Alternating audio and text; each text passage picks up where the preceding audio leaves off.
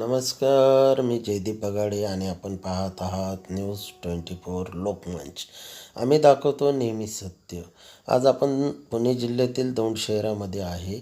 या ठिकाणी खडकवासला धरणातनं 2,00,000 क्युसेसपेक्षा अधिक प्रमाणातलं पाणी सोडल्यामुळे दौंड शहरामध्ये पूरग्रस्त स्थितीचं वातावरण निर्माण झालेलं आहे. पूरग्रस्त परिस्थिती निर्माण झालेली आहे. दौंड शहरातल्या नगर परिषद आणि पोलीस प्रशासन मात्र याकडे दुर्लक्ष करत आहे का, असं नागरिकांचा प्रश्न उपस्थित होत आहे. सिद्धटेक आणि दौंडला जोडणारा पूलसुद्धा पूर्ण बुडलेला आहे आणि त्यावरही पाणी वाहत आहे. त्यामुळे तो पूलही आता वाहतुकीसाठी बंद केलेला आहे. नगरपालिकेने अग्निशामकची गाडी जरी तिथं ठेवलेली असली तरी अग्निशामक गार्ड नाही आहे आणि प्रशिक्षित अग्निशामकचे लोक दौंड नगरपालिकेकडे उपलब्ध नाही. एक व्यक्ती फक्त आहे.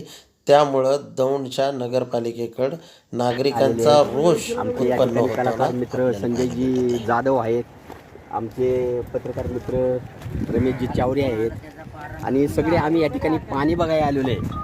आणि अच्छा ती आहे काय? हां या ठिकाणी नागरिकांना विनंती करावीशी वाटते की रात्री बेरात्री पाणी वाढण्याची शक्यता आहे. कदाचित ही पाणी मंडईपर्यंत सुद्धा पोहोचू शकेल. त्याच्यामुळे नागरिकांनी काळजी घ्यावी, दक्षता घ्यावी आणि नदीकडेच्या काठची जी घरं आहेत, जे नागरिक राहतात, त्यांनी आपल्या घराचं स्थलांतर करून दुसऱ्या ठिकाणी तात्काळ जावं. नगरपालिकेला सुद्धा विनंती करण्यात येत आहे आणि प्रशासनाला पोलिसांना देखील विनंती करू इच्छितो की नागरिकांची त्यांनी काळजी घ्यावी आणि तात्पुरते त्यांना निवासाची सोय करण्यात यावी. कारण कधी पण आणि जेवणाची, निवासस्थानाची म्हणा किंवा सर्व सुखसुविधा ह्या नदीकाठचे जी घरं आहेत तिथल्या नागरिकांना देण्यात यावी आणि त्यांचं स्थलांतर तात्पुरतं करण्यात यावं. कारण पाणी वाढण्याची शक्यता आहे. केलेला का ते सर्कल थोडं राहिलंय.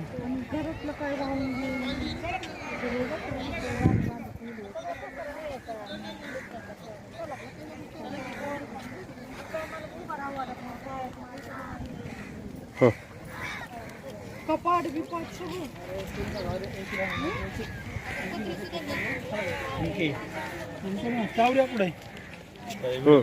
हां तर आपल्या दौंडच्या भीमा नदीला आलेला आहे पूर. त्याच्यामुळं या ठिकाणी रातोरात पाणी वाढण्याची शक्यता आहे आणि पानसरी वस्ती असेल, आपले वडार गल्ली असेल, इकडचा साठेनगर असेल, भीमनगर असेल, इंद्रानगर असेल, अशी जी नदीकाठची जी काही वस्ती आहे तिथल्या नागरिकांनी जरा सतर्क राहण्याची आवश्यकता आहे. आणि नगरपालिकेने सुद्धा त्यांचं स्थलांतर करून त्यांना लवकर त्यांचं स्थलांतर करावं आणि त्यांना जेवण असेल किंवा इतर सुविधा त्यांना उपलब्ध करून द्याव्यात. लवकरात लवकर ह्या नगरपालिकेने, प्रशासनाने त्यांची सोय करावी. या ठिकाणी रातोरात पाणी वाढण्याची शक्यता आहे आणि त्याच्यामुळे आता 28 पूल आपण पाहतोय रेल्वेचा, तो सुद्धा अर्धा खाली गेलेला आहे पाण्याखाली. या इकडचे जे आपण सिद्धटेकचा जो पूल पाहिला, ते सिद्धटेकचा पूल सुद्धा पाणी वर आलेलं आहे. तिथला सिद्धटेक आणि दौंडचं जी वाहतूक आहे ही बंद झालेली आहे. इथला आपला जो नगरला जाणारा आहे तो रस्ता, तो सुद्धा थोडक्यात म्हणजे थोड्या वेळामध्ये बंद होऊ शकतो. तर पाणी वाढण्याची शक्यता आहे. नागरिकांनी दखल घ्यावी, नागरिकांनी सतर्क राहावं एवढीच या ठिकाणी सांगतो. आपले हे पण आहेत, कोरवडीचे सरपंच आहेत, दगडे साहेब आहेत, आपले गोसावी सर आहेत, ॲडव्होकेट सुधीर वाघमारे आहेत, जाधव सर या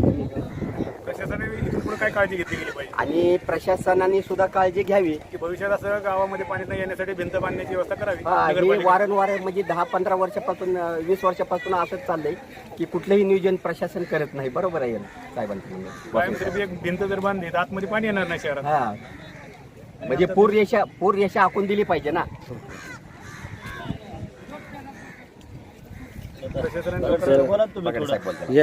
या ठिकाणी या पूर परिस्थितीमध्ये हे पाहण्यासाठी नागरिकांनी या ठिकाणी गर्दी केलेली आपण पाहतो या व्हिडिओमध्ये. महिला असतील, मुलं असतील. आणि या ठिकाणी आवर्जून मला सांगा वाटतंय की नगरपालिकेच्या अग्निशामक दलाची गाडी इथं दिसते. आता त्या गाडीत पुराचं पाणी भरायचंय का गाडीतलं पाणी सोडायचं हेच मला कळेना.